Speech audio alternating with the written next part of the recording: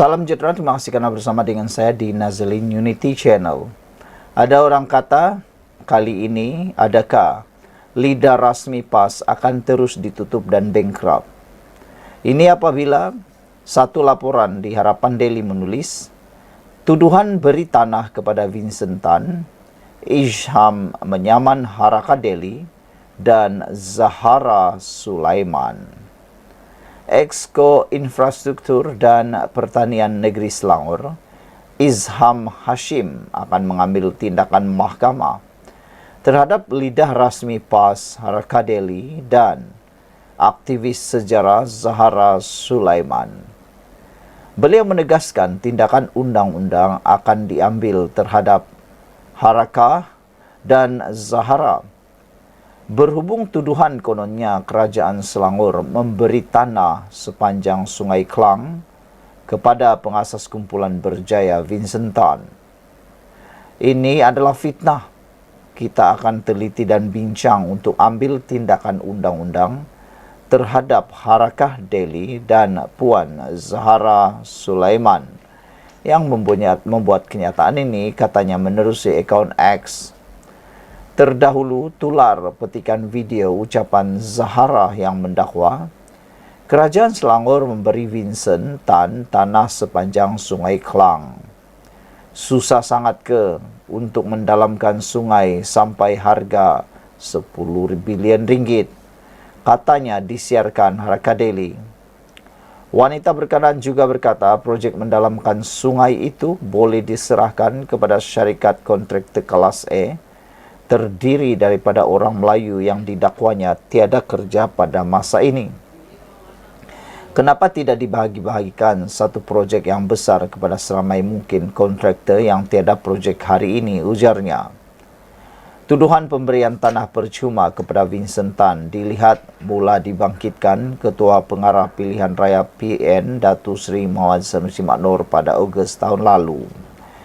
Menteri Besar Kedah itu dalam jelajah mega PN Base Sayangi Kedah Sejahtera di Dataran Darul Aman Jitra mendakwa wujud skandal antara Menteri Besar Selangor Datuk Seri Amiruddin Syari dengan Vincent Tan yang kononnya mahu melaksanakan projek 10 bilion ringgit di Sungai Klang.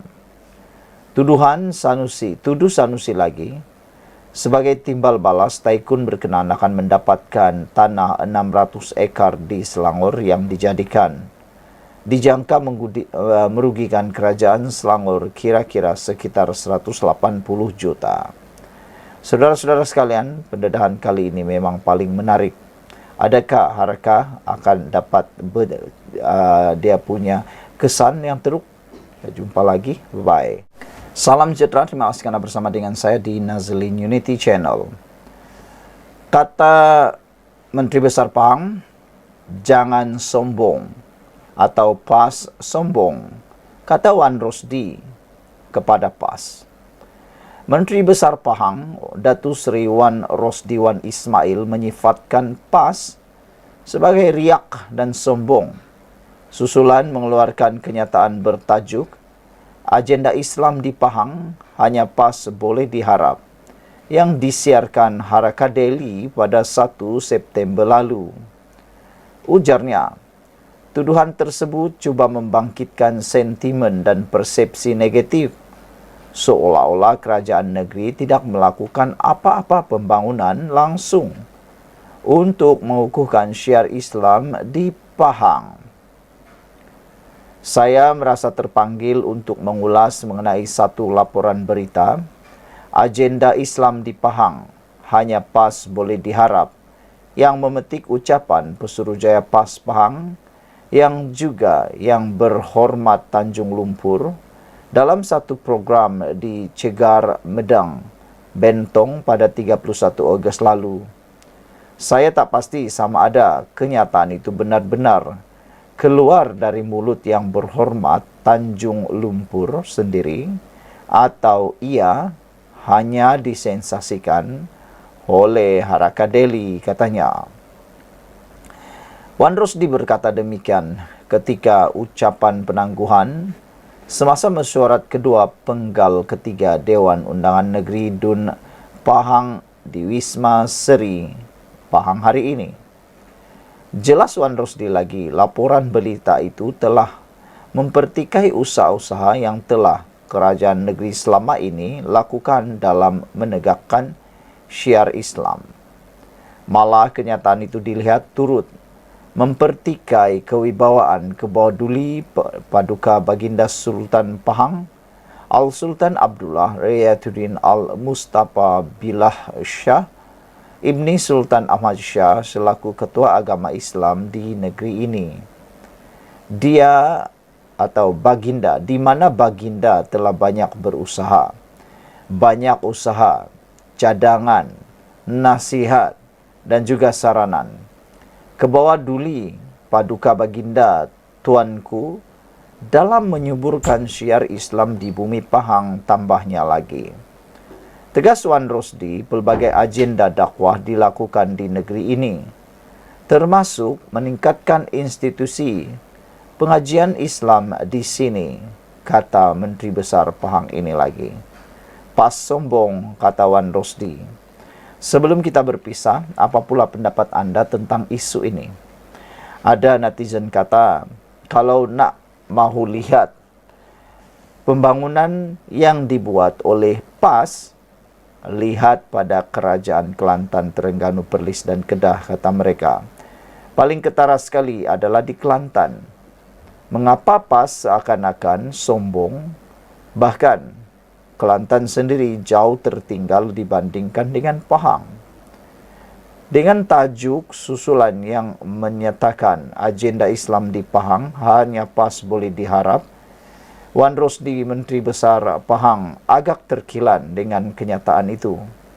Beliau bertanya, adakah tiada langsung kerajaan negeri melakukan pembangunan langsung dalam mengukuhkan syiar Islam di Pahang?